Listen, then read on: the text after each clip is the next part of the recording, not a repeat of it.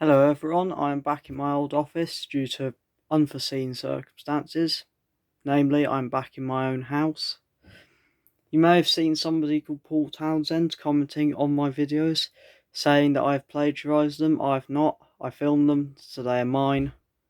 I'd just ignore Paul Townsend if I were you. I think he might be a spammer.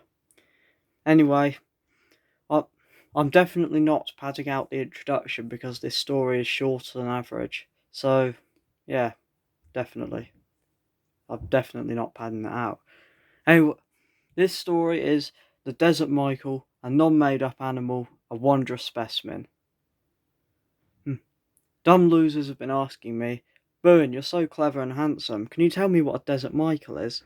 This, loyal readers, is where humanity has gone wrong. I do often wonder if you lot are growing as a people, or in fact regressing.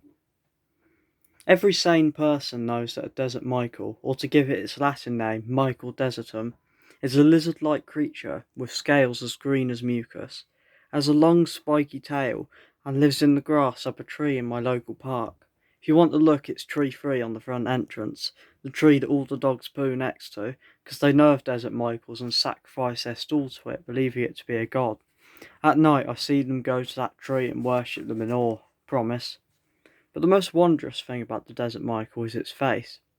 Its face is a hodgepodge, albeit a splendid tidy hodgepodge, of all the Michaels in the world, constantly changing for each new Michael, including the one in my horror story.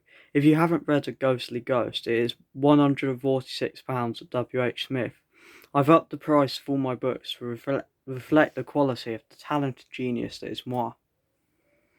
In particular, you can clearly see the faces of Michaels Gove, Jackson, Rosen and Buble when you give it a look. It's appeared on Blue Planet and David Attenborough discussed it and everything. People say Blue Planet's for sea creatures, but it is a sea creature. Stop saying I said they lived in the trees, you're lying. Some so-called animal experts have tried to capture a desert Michael, but they think it lives in the sea when it actually lives in the trees, so you can't find them in zoos.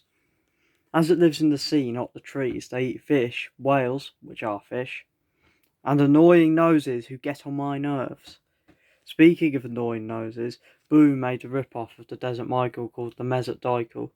He told me it lives in the sea, which is just a change made because the Desert Michael lives in the trees. Just to clarify, the Desert Michael is real, and not an attempt to win a best pet competition 6 houses down from mine. The Mesut Daikel is not real. It is fake news. And I'm definitely not sounding like Donald Trump in any way, shape or form. So, that is everything about the Desert Michael. Try to remember it this time.